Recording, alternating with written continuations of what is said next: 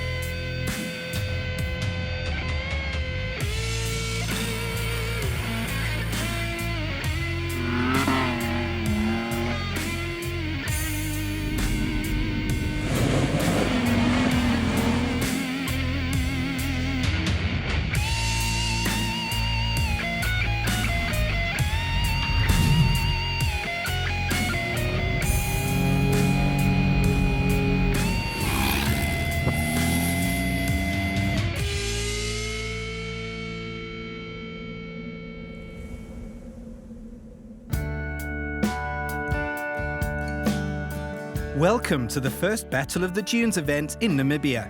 The lads are driven all the way from Gauteng to Midgard Country Estate, situated about 50 kilometers from Windhoek, Namibia's capital city.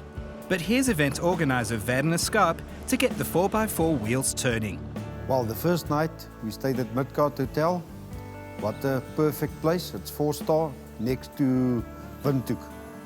The next morning we went over to the breweries and they took us through the whole breweries.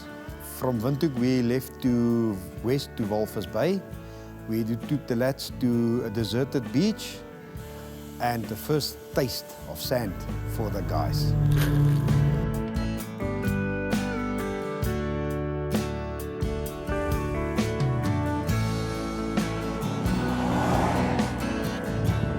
The famous Dune 7 area is located about 10 kilometers from Walvis Bay, and it's a very popular tourist attraction. For most of our lads, this was their very first taste and feel of the Namib sand. But even though some of the rookie drivers tackled the dune with eyes wide open, it was really just a little heap of sand. Here, the newbies learned the basics of sand driving, which is basically keep your right foot pinned to the carpet and then everything will be good. Oh, and turn down the dune slope before stopping, otherwise you're going to have a headache after rolling down the dune in your 4x4.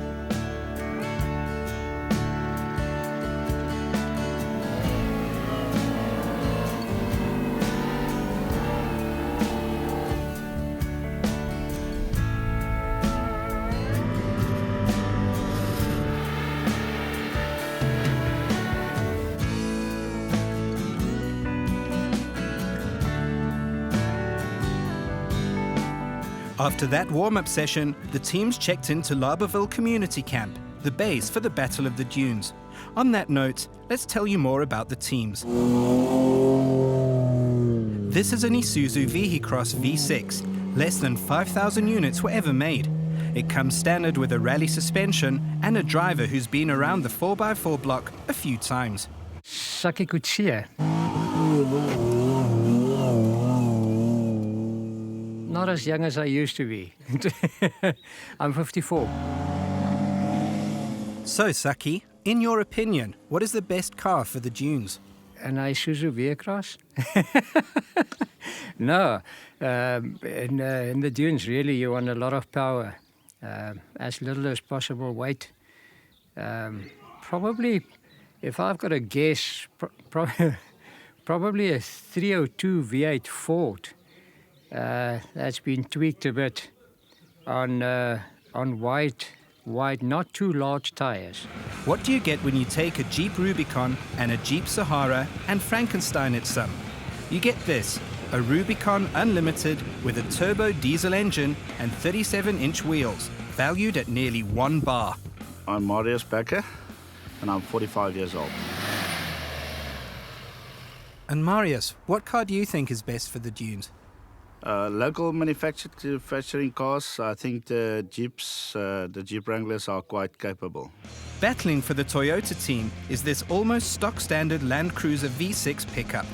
The Cruiser 79 is powered by a 170 kilowatt 4-litre V6 engine, but weighs almost 2 tons, so it may get a little bit tricky in the dunes. I'm Kobus Pelser, I'm 45. And your best dune vehicle? Let me guess. I think a Land Cruiser. This cool Jeep Wrangler Unlimited is fitted with the latest 3.6-litre V6 engine that has 209 kilowatts on tap. But it also has an automatic gearbox, which can complicate matters on a 35-degree slip face. I'm Corey Botha, I'm 42 years old. Which vehicle do you think is going to win the competition? Mine?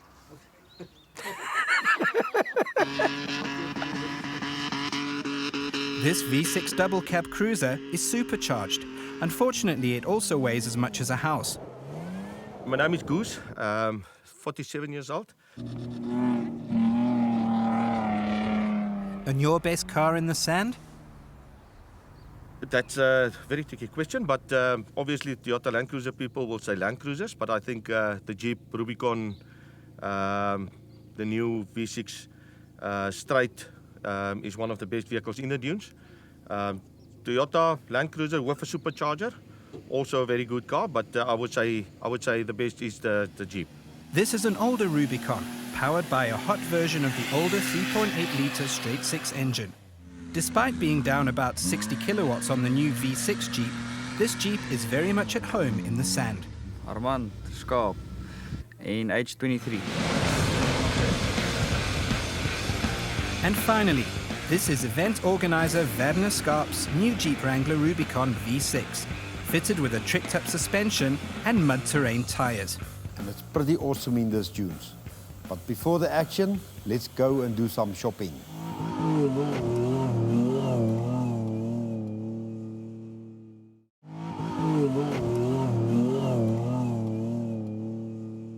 For the dunes, you need 4 things. 1 is a hefty right foot. Second, you need proper tires, a good suspension, and horsepower.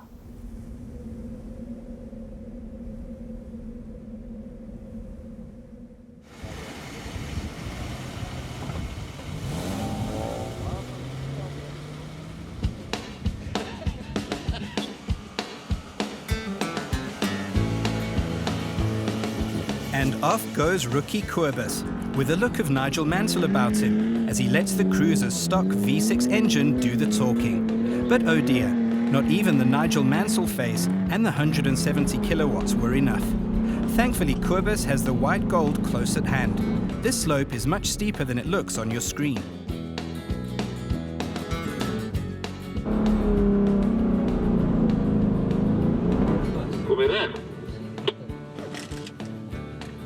Nee, ek dink toe hy so spring daar het ek my petrol 'n bietjie van die petrol afgehaal.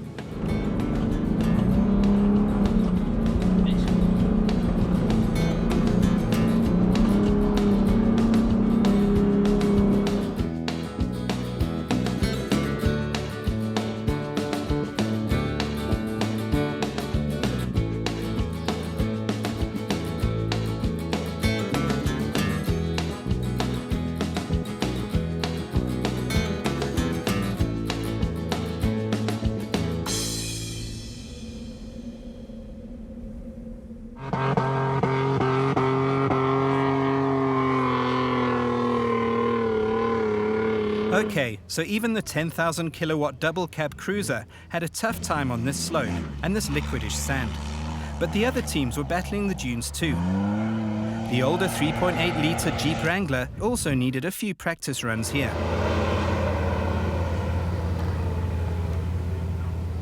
The lads in the long wheelbase unlimited Jeeps quickly learned the secret of sand driving. I say. Momentum is your bestie, and they quickly adapted to this driving style.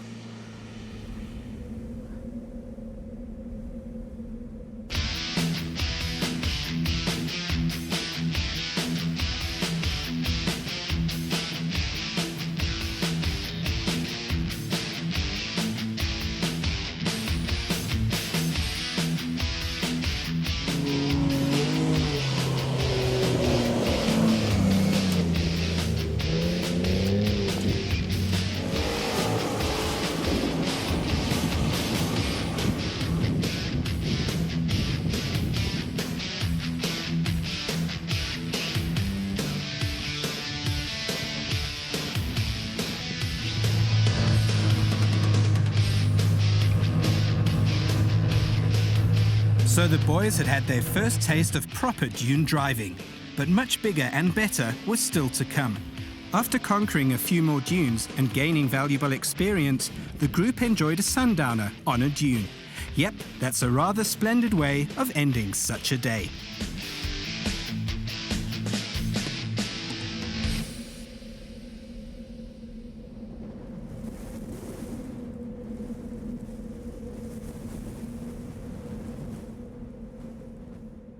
Battle of the Dunes is where we start small, on small dunes. From there, the next day we're going bigger and bigger and bigger.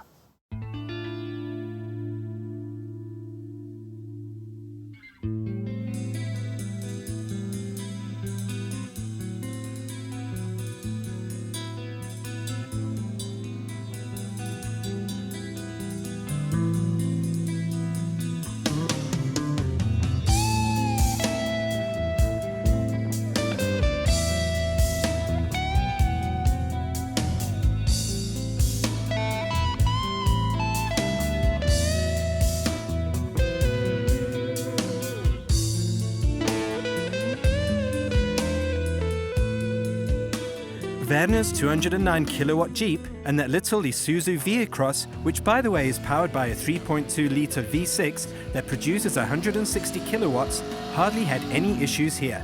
But the other guys, well, they had a slightly tougher time.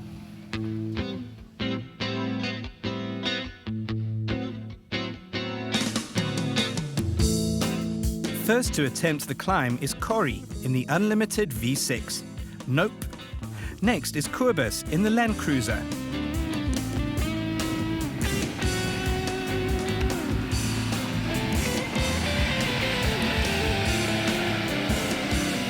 And nope. Next is Goose in the 10,000 kilowatt cruiser, and he almost takes out our cameraman in the process. Our poor GoPro camera is now receiving counselling after this close call. Come on, GP, you can do it. You can. Or maybe not. A sand heap is a sand heap, right? So the lads tried again, and again, and again. And some eventually made it up.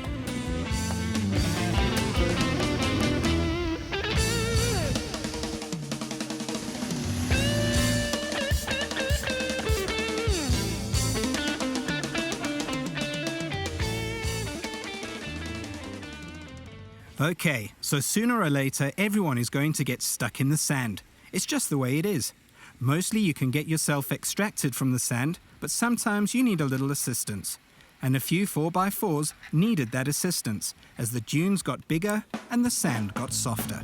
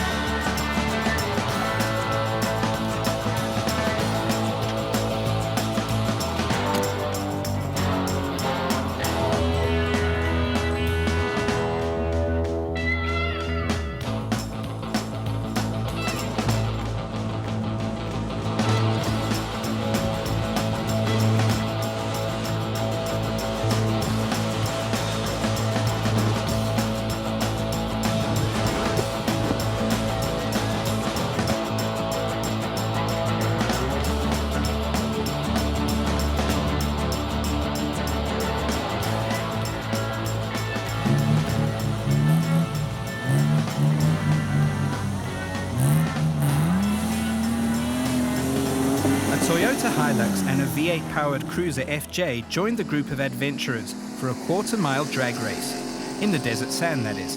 And it was again Werner's Jeep Wrangler Rubicon and Saki's Isuzu Rally buggy job that blew the other 4x4s out of the, well, sand. Indeed, today was a good day for the small little Jeep Rubicon. Anyway, let's see you after the break.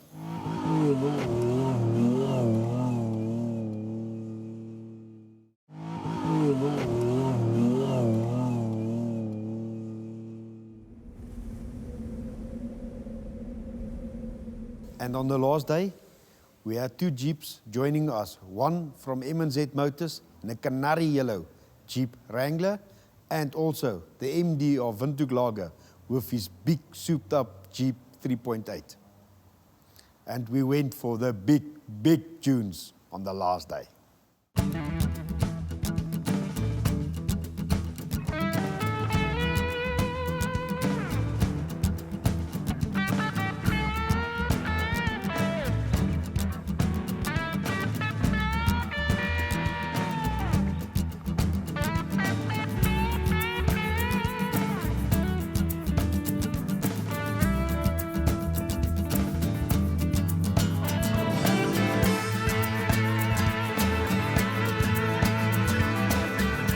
After 3 days of warming up in the sand, the drivers were all quite comfortable dealing with the bigger dunes and were like, oh, that little heap of sand.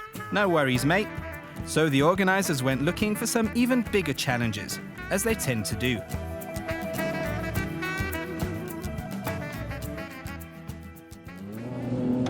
Werner and his little mighty Jeep crested this bad boy dune first, just to demonstrate that it can be done.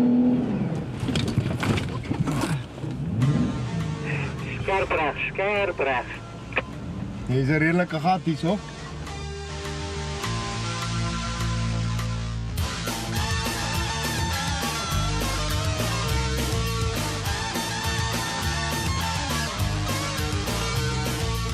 And of course, the other 4x4s tried and tried and tried. Even Saki's V Isuzu battled, and battled to get up.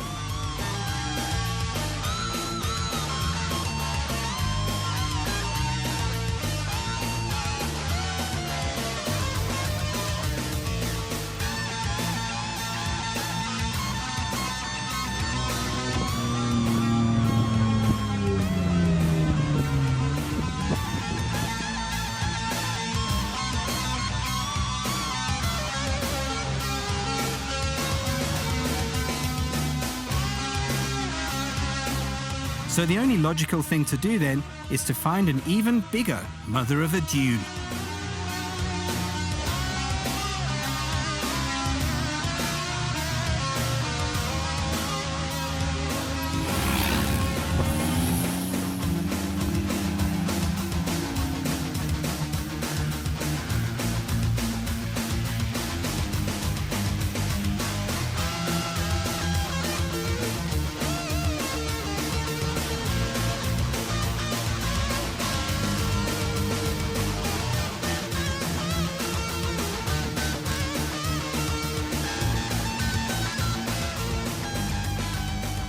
Finally, to see how much the guys have actually learned in the dunes, there was a little competition. They all had to start in a deep sandy hole and get themselves out of that hole by any means possible to cross a finishing line at the top. So they could reverse first, take a loop and run up, or just go straight for the climb. The teams all used different methods, but eventually they all got there.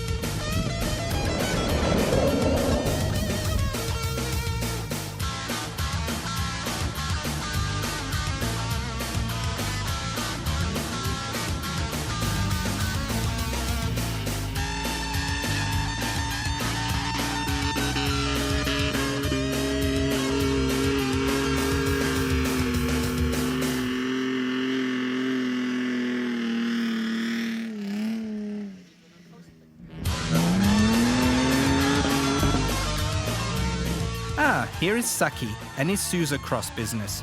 And Saki, being Saki, has decided to follow his own rules. Ah, that's clever.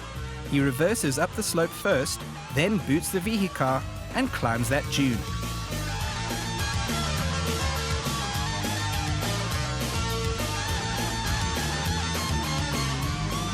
But oh no, he just didn't have enough momentum, and the Sousa machine grinds to a halt. Of course, that was not good enough for Saki, so he tries again, and this time he employs the "I shall slingshot this Sousa car out of here" method.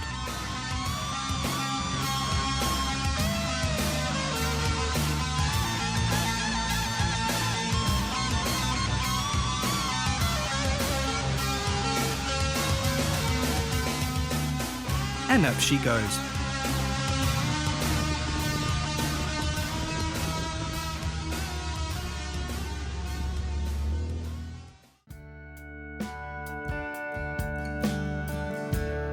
And so it was time for the final hurrah, and all the Namib Desert Virgins were in line for prizes.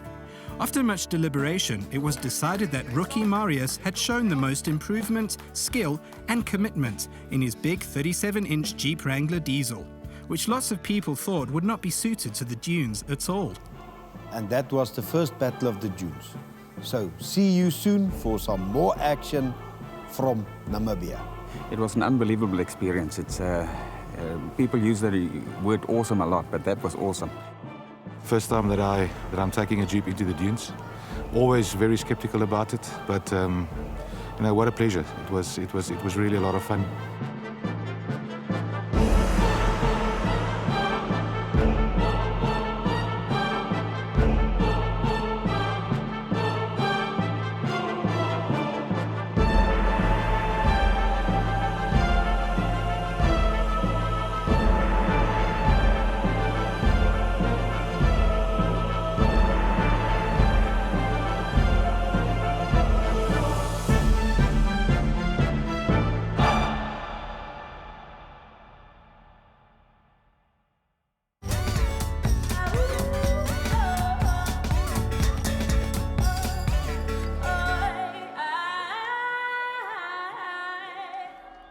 Battle of the Dunes was brought to you by Vigo.